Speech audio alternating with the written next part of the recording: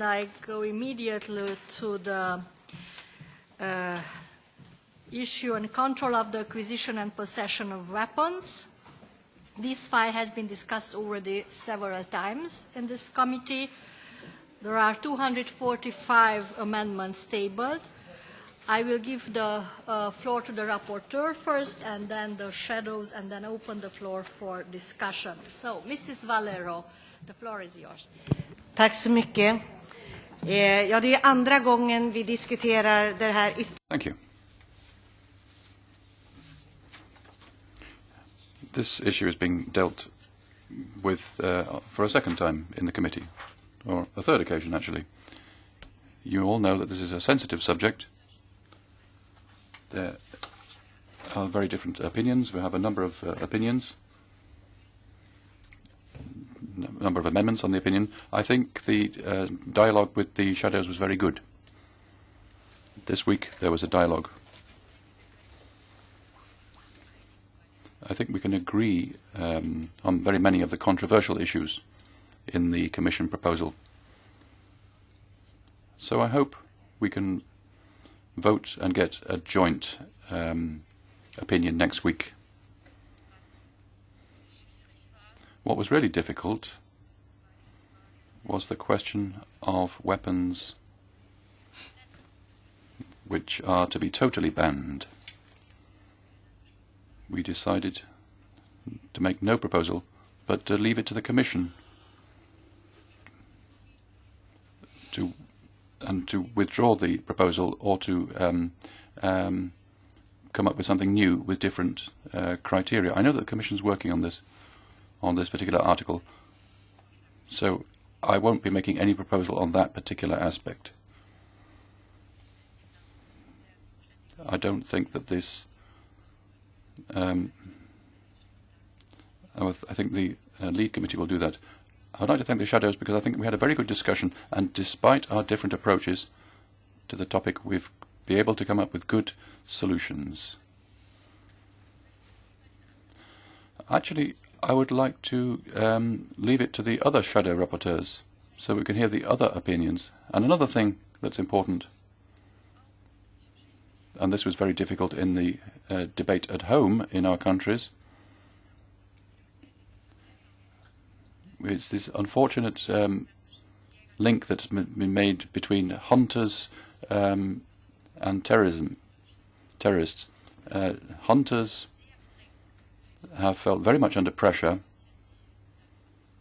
hunters and gamesmen and gamekeepers. That's not what the Commission had in its proposal. It's a little bit unfortunate that's the way it's turned out. But I would like to ask the Chair to invite the other speakers to speak. Mrs. Valero. Now, shadow rapporteurs. Mr. Mello first.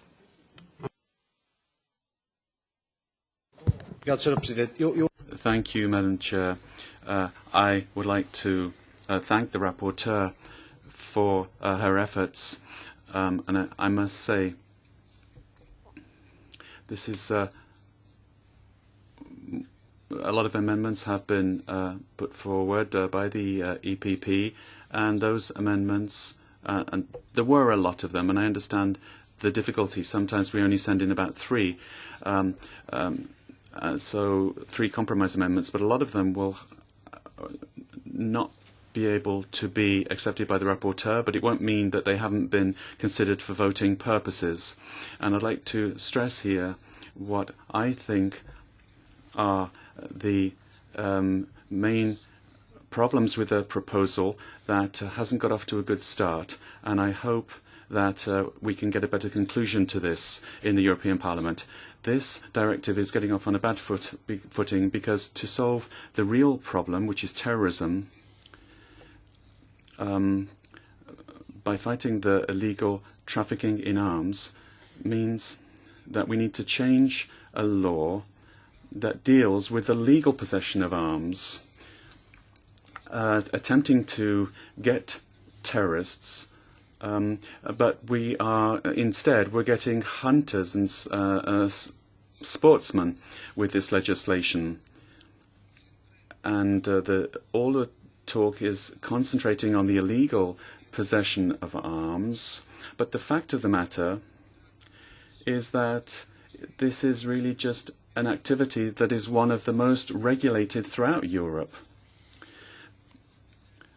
Because only after rigorous examinations, medical reports sometimes, can you get a weapon. So this is not going to solve the problem of weapons being sold to a terrorist when they want to commit something. They're going to go to the black market. They're not going to go to somewhere to get their arms because they're on a blacklist. So we don't think that hunters or collectors of weapons should be turned into terrorists, because that's not what they are. And also, it's not going to solve the problem. And then, this proposal, because of this major flaw in it, is going to imply limitations that really we don't know how many they will be. I would like to give you an example, and this was also mentioned at other meetings, the terrorist attacks. Is this why the Commission is making these changes? The terrorists very often use cars for their terrorist attacks, but we're not proposing for drivers that they have to have tests every 5 years because cars have been used in terrorist attacks. But that's the sort of thing that we're doing to hunters with weapons. So it's meaningless, of course. And I'm a hunter. I shoot for sport, but and I've been doing that since I was a teenager. So I know what I'm talking about, and I know the laws in my country, and I worked on the equivalent law in the Portuguese Parliament. So I really know what I'm talking about. And just in case people don't know, people might feel that this proposal is doing something to fight terrorism, but it's doing zero to fight terrorism. Unless we're talking about information shared between countries with regard to arms sales, that's normal. That information should be transmitted, that information should be passed on because it could improve communication between countries. Yes, that's a good thing. But, and I conclude here, this directive is dealing with the legal possession of arms, and the Commission should have concentrated on the illegal possession of arms. This, and I conclude, Madam Chair, this has to do with hunters and in some cases people that collect weapons. And the Commissioner should have focused on the traffickers of illegal weapons and terrorists, and that's not what's included in this proposal. So we shouldn't fool the public by trying to pretend that we're doing something, because this measure is not going to solve the problem. Maybe it can be improved, but then we'll have to change the motivational part of the text and say clearly that the terrorists, these people, that the hunters who pay their taxes and follow all the rules are not being addressed here. And then we talk so much about crises and the various impact of political measures on the economy. It will be good to remember that a lot of countries in Europe manufacture guns and ammunition legally. We're talking about an industry that employs hundreds of thousands of people, and hunters millions of people. Maybe we need to have an economic impact study of what this measure would imply, so that we, before we damage the economy and then complain about that. Thank you. Recht herzlichen Dank, Frau Vorsitzende. Meine beiden. Thank you very much. The two previous speakers have said this already. We have a very unfortunate link of the issue of terrorism and the question of legal ownership of weapons. As colleagues already said, many gamekeepers and hunters are up in arms. Even in the reasoning, in the explanatory part in the Commission proposal, think that they're being suspected of terrorism. So it's very important that this link is taken out of the Commission proposal, that we say very clearly that if we look at the issue of legal ownership of weapons only with the sense of having sensible rules for public security in the EU. I think that's the central point. And so our group is in favour of deleting the amendment on that point. I'd like to address a few small points which are important for our group. The first one on the so-called B7 semi-automatic weapons which are to be banned in the Commission proposal. The appearance of a weapon can't be a criterion. Experts have confirmed that. That's completely misleading, and it's no use in practice. To reflecting on this, as to what technical criteria should be introduced to provide the rule of law and to define clearly what weapons should be in category A, that is to say banned weapons. We think that this should be something which can actually be applied in practice. We've talked a lot about the question of medical tests. We think that we should think about that the personal situation and the health state of people can change substantially, and that regular tests can make sense to judge the suitability of persons to hold weapons. But we shouldn't build up a bureaucratic monster. We should talk about the practicalities of this. I think there are two important elements here. First of all, we need a high level of standardization for an appropriate procedure. The authorities must operate on the results of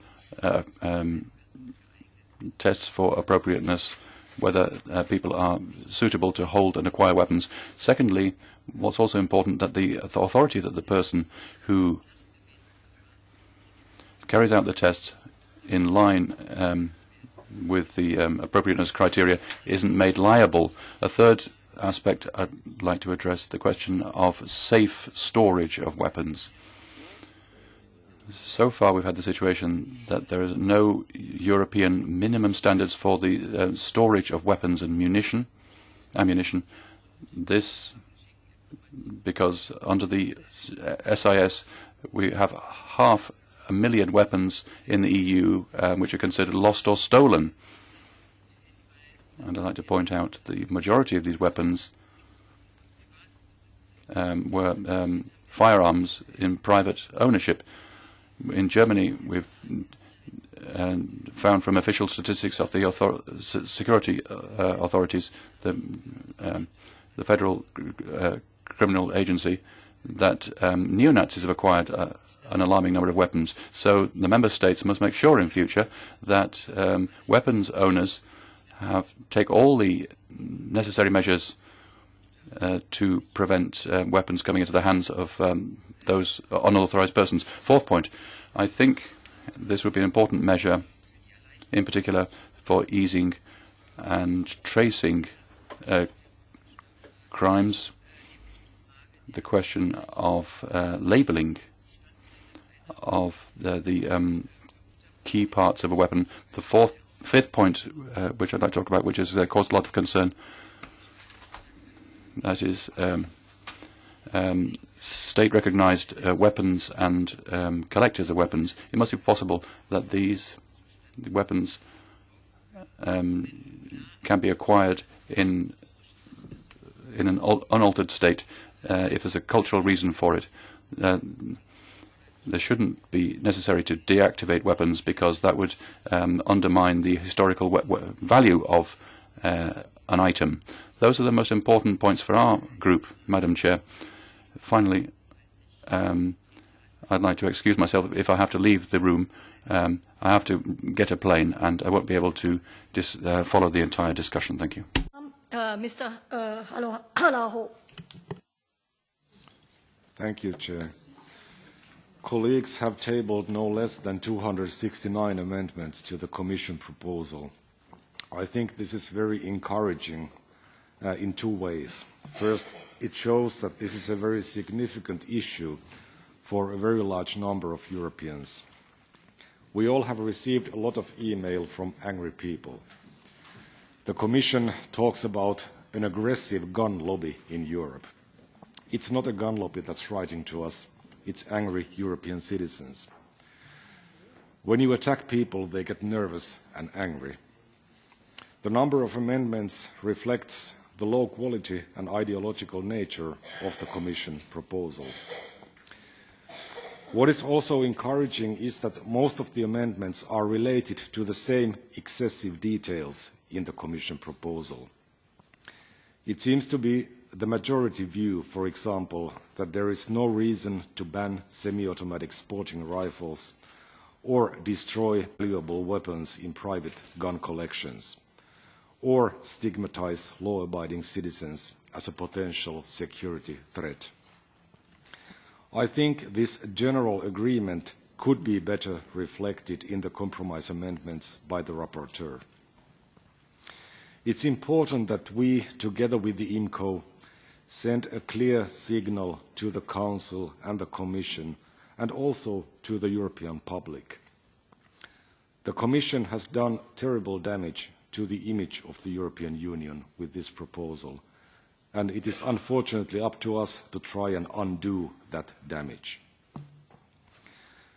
What I find a little alarming looking at the amendments is that many of those members who in most other contexts emphasize proportionality and effectiveness and who speak against scaremongering and the use of public security as an excuse for knee-jerk reactions and excessive restrictions tend to support this proposal.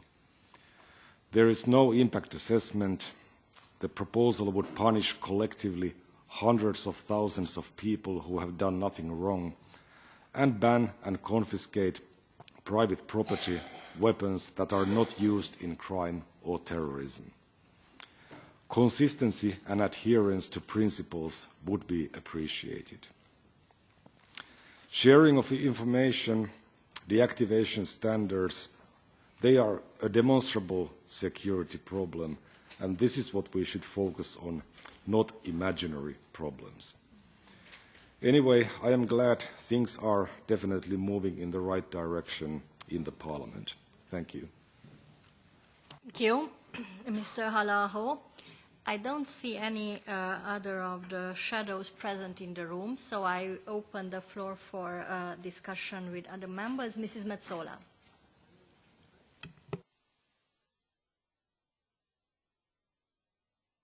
Thank you, Chair. The original proposal includes amendments that seem to be specifically targeting collectors and sports enthusiasts rather than limiting the access of terrorists to firearms.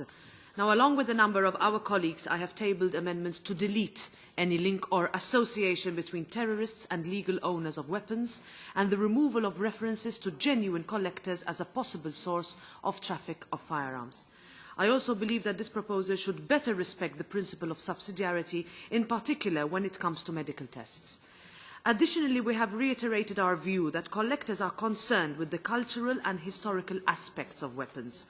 The deactivating procedures should take into account, in this regard, the historical value and recognised rarity of certain firearms. What is also of importance is our amendment to Article 2, Paragraph 2, that explicitly specifies that this directive should not apply to bona fide collectors and museums. My position is to have a common sense approach. Why change the current legislation in this respect when there is insufficient evidence to move in this direction? I believe that the amendments tabled will further improve the text we have in front of us today, and I agree with colleagues in this regard. We really do not need to reinvent the wheel here. When working on amendments, I have looked into systems that are already in place in a number of EU member states that have strong and effective controls on firearms, while at the same time still being balanced in their approach. My country, Malta, is one good example. The Maltese firearms legislation could help us fine-tune the text of this proposal when working on compromise amendments, taking this forward. Thank you. Thank you, Mrs. Metsola. Mrs. Gomez. Yes, I'm very much in line with the concerns that our rapporteur, Bodil Valero, has highlighted. Of course, I also share many of the points that were made by my group's rapporteur, Ms. Kaufmann. And that is the result of my work as member of our Security and Defense Committee and being someone really committed on security and defense at the European level and understanding the importance of the armament industry as an essential component of an industrial base for European defense. That said, I'm all for weapons in control of the forces that are supposed to be military or involved in defense, and for restriction of all other weapons that could be indeed possessed for whatever pretext, but actually indeed their availability and lax controls make them easily available to lone wolves or to group wolves who attack citizens. In my own country, this week, there was a ring of people involved in transforming weapons, collectors' weapons, hunters' weapons, you call them whatever you want, to actually make them usable by all sorts of criminal activities. I have mentioned here that 3 days after the Bataclan, the latest Paris attacks, our national police in Portugal did an auction of these weapons said to be for collectors, for hunters, but actually that nobody really traces them anymore. I therefore think that we need this directive, and I don't share those who give all sorts of arguments who actually for the gun lobby with the excuse of being for hunters, collectors and so on. We need this directive, and we need a strong directive and an enforceable one that will bind our member states to actually not continue with this laxity regarding weapons. Thank you. Mrs. Head. Mrs. Head. Tack så mycket. Säkerhet för invånarna är ju en prioriterad. Thank you. Security for citizens is obviously an important question. Yes, it is about security, but you can't prevent people from living their lives. This has already been said. What the Commission is proposing here may not help fight terrorism. Perhaps it's been prepared too quickly. I'd like to send this back to the Commission for some corrections. That's also been said. The text has already done a lot of damage. As a social democrat, I certainly appreciate the long tradition of hunters and sports enthusiasts, and I don't want their rights to be restricted. We need legislation that provides security for citizens without it limiting their freedom. The possibility, for example, to engage in sports shooting events or hunting. We certainly need to mark the weapons, have safe storage, and the illegal weapons, as that illegal trade in weapons, of course, has to be combated. But certainly this is a cause for concern when certain aspects are not being implemented by member states, aspects of EU law that are not being implemented.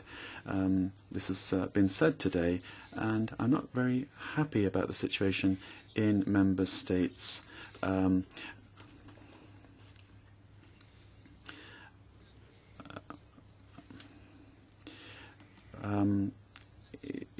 We shouldn't be banning certain weapons that is a problem then for sports enthusiasts. And I really hope we can solve these problems. But others have said this as well. I think that the Commission has done a lot of damage with this proposal. And what we really need is a new proposal. Please. Tack för ordförande. Ja, detta är ju en panikåtgärd som... Thank you very much, Madam Chair. This is a panic measure. It hasn't been properly thought through. Perhaps it was thought that it can be done in the light of all the terrorist attacks recently. Is there a problem? Can I continue?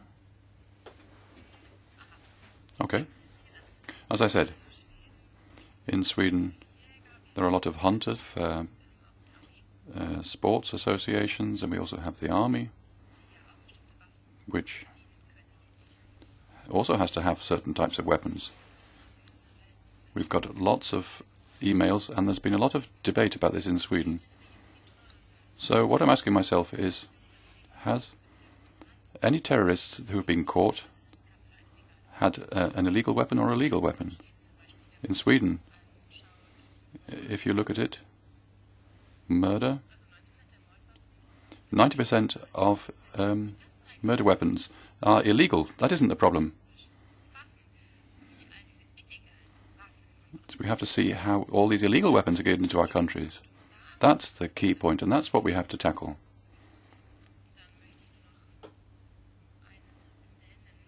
And then another thing.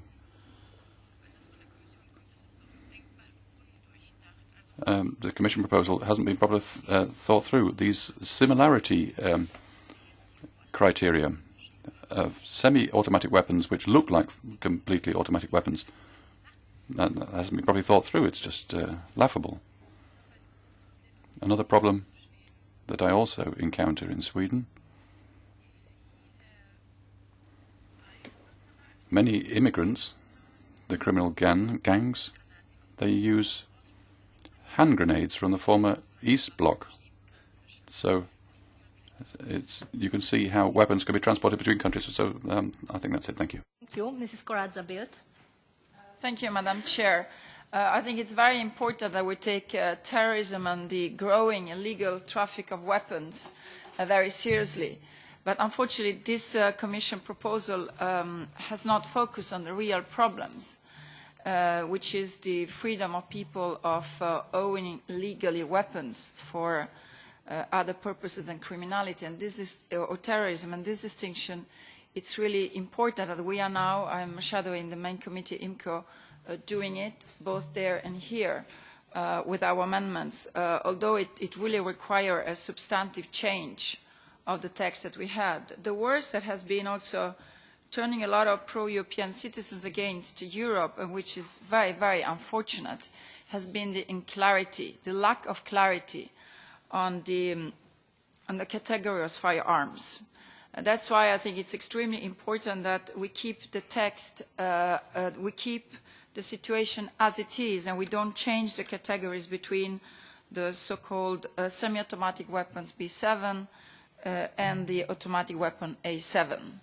The issue of resemblance can be turned to, has created a lot of uncertainty of who and which weapons were involved. And therefore, I think it's very important that no change is done on this. Also because the key thing is no valid arguments, no reformulation that holds with reality and facts has been presented so far. I think it's very important, as many colleagues said, that we have common rules on deactivation. Some member states have a very good system already that makes it that when they are deactivated, basically you only have a piece of iron. Other member states, it's important that we raise the minimum standards because that's something that can really be important in avoiding illegal weapons are turned into illegal weapons. The issue of common rules for marking is very important for labeling. That's one of the issues where the directive could have added value in modernizing and increasing security. But really we have, I think, to follow the existing rules of the UN protocol rather than reinventing the wheel and clearly defining the essential components that really have to do with the performance of the weapon and not all the parts of the weapon or like the devices that diminish sounds that are not really essential components that affect the performance of the weapon. On the issue of medical checks, I think we are making progresses in recognizing that some member states have a very good system already. For instance, in Sweden, the doctors are responsible for reporting to the police they patients that are not fit, both medically and psychologically, to own a weapon. And the system proposed in the Commission proposal to have checks every 5 years would just not help for the member states that own systems. So I think that subsidiarity on medical check is the right way to go. Time-limited licenses, the same. The idea of making compulsory for B7 weapons category renewal of the license every 5 years would add in a lot of member states bureaucracy and red tape without really solving the problems. There again, I think it should be up to the member states to decide, because some member states have already an extremely good system of controlling of licenses. And of course, it's very important that checks and controls are done by the competent authorities. I think we have a problem also with the proposal on distance sales, because that really hits to rural areas without giving an added value in terms of security. The seller and the buyer need to have a valid license and the possibility for law enforcement authority to check it. But why to hit against distance sales? I mean, illegal sales on the net are already illegal. The other thing which I think we can do a lot of progress, and we have a number of amendments on that, it is to introduce the concept of safe storage. I think that's very important also for the protection of children, that those who own legal weapons store them in a way that are not accessible to diminish the risk of accidents or that they fall in the hands of those who want to use it illegally. I think it's also important that we improve and increase information sharing. That was a clear message by the law enforcement authorities, by Europol. There needs to be much, much more cooperation, information sharing, also in criminal investigation with the law enforcement authorities. So to conclude, I think we need to reinforce the goods part of the proposal. That's the activation, compulsory harmonized labeling, and increased cross-border cooperation, and just get rid of the bad parts of the proposal that just irritate normal citizens to have the right to enjoy their freedoms and do not act anything on security of citizens. Thank you, Madam Chair. Thank you, Mrs. Corazza-Bildt. Now I ask the Commission. Wish the Commission take the floor? Yes, please.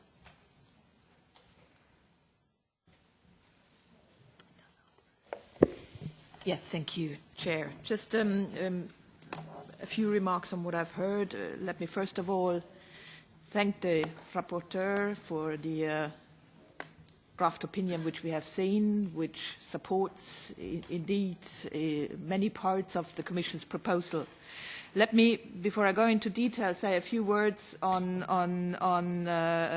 what we heard again from the outset. I believe the Commission said its proposal is not or goes beyond the problem of terrorism. It's addressing issues related to the security of citizens in general, going beyond terrorism. We based our work and the proposals we made on a thorough evaluation of the directive and an assessment of how it has been implemented and where gaps and problem lies. And our proposal tries to address these weaknesses which we have established in collaboration in the framework of that evaluation with many discussions with member states, stakeholders, industry, manufacturers, the associations also, hunters and sport shooting associations who were largely interviewed and consulted on the various topics, on the provisions of the directive. So again, what we were trying to do is address the weaknesses identified, those weaknesses, those loopholes which we have seen and discovered, which allow, unfortunately, legal weapons to, or at least bear the risk to allow legal weapons to go into the illicit market. That's unfortunate that this exists, but it is that way. What we did not want to do, and I repeat it here again, is to make an amalgam and to insinuate or hint at the fact that hunters and sport shooters that make an amalgam with terrorists or terrorist groups in that context. We are very well aware that there are hundreds of thousands of law-abiding citizens that hunt, that aim, that like sport shooting and that own legal, never cause any problems and are following closely the national or the EU rules and the national rules based on these EU rules. So once again, we never did and we never wanted to make an amalgam of law-abiding sport shooters or hunters, and we definitely did not want to restrict just for nothing the rights of those citizens to own firearms in a legal way. Let me maybe just a few remarks which are important to us. I don't want to go into all details. Two issues. B7. What we did when I heard that, yes, for many of the speakers, previous speakers, that the resemblance criteria is not a good criteria. We are, and we said that as well from the outset of our discussion. We are aware that this is not a good criteria. We need to come up with and are open to any better solution that in discussion of that proposal offered now here in the discussion at the European Parliament, but also in Council, to any way of framing that in a better way. Let me also underline when somebody said it's a laughable text and proposal. This text was in the directive as of 1991 since its existence under the B category allowed weapons. So what we did was moving that criteria, that particular subcategory from category B to A. Again, what we had in mind and what we are aiming at, and what I'm sure many of you share, is that what we would not want to see is semi-automatic versions of so-called assault weapons that are really made and meant for use by police forces or armed forces, and we would not want to see this in the hands of sport shooters. And I'm sure a semi-automatic version of a Kalashnikov is not really the type of firearm you would like to see on the legal market available to everyone. Now, the next thing is how to frame that in a better way. One of the speakers we heard mentioned criteria, and indeed we believe that this is one option to be looked into, frame what we meant and what we're aiming at in a better way on the basis of technical criteria. On collectors, which is another very important topic for the Commission, what we try to do with our proposal at the moment, the way the directive stands today, collectors are completely excluded. And I'm not criticizing collectors. I'm sure there are many, as we heard, bona fide collectors that are law-abiding citizens and never cause any problems. Fact, however, is that the directive as it stands makes absolutely no provision. So a collector, according to our EU law, and I'm not saying member states do regulate that. Many member states do regulate that at a national level in their own laws, which shows that they felt that there is a need to do something and to regulate collectors, while the EU law, which is the base law, says absolutely nothing. It says only the directive doesn't apply to collectors tout court. What we're saying is that we believe that collectors should be included in the directive. The way we regulate them afterwards is a different story, but there is no reason to say that what the base rules we put in place in Europe as the basis for national rules on firearms afterwards, we say nothing about collectors, and we say, well, basically there are no rules, we keep them out, no need to set any rules, which means that on the basis of our EU law, a collector has access, unprevented access to Category A weapons, which we ban for any other holder of firearms in Europe. This was basically behind the reason why we asked to include them in the directive and to say that they need to be regulated no matter what as any other firearms holder and should at least be under the obligation of the base law that we put in place here. Okay, that were basically the two problems I wanted to highlight. Thank you so much. Thank you. Then back to the rapporteur, Mrs. Valero. Ja, tack för alla synpunkter. Jag tror att vi i slutändan kommer att kunna få... Thank you very much. Comments. I think we'll be able to come up with a good regulation based on the working committee and in other committees like IMCO, but the Commission is also listening and has noted what is said in the Parliament. That's also important. I can underline some of the things that have been said. The picture that is given in home countries amongst sports enthusiasts and hunters, it's become very difficult for them.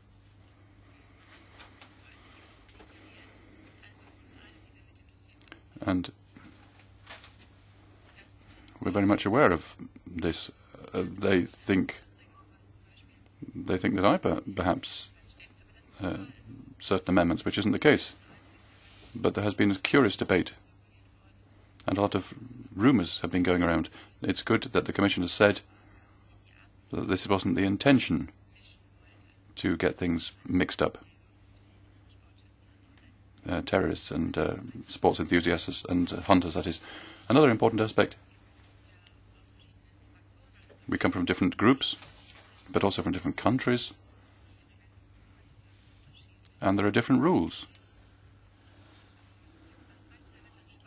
I have a second home country, Spain, and the rules are very different than in the north. They're more strict. In order to create balance, to create a good set of rules for all these countries without having a one-size-fits-all policy, I think there can be some various basic categories. For example, that you need a medical certificate for a weapons license. In Sweden,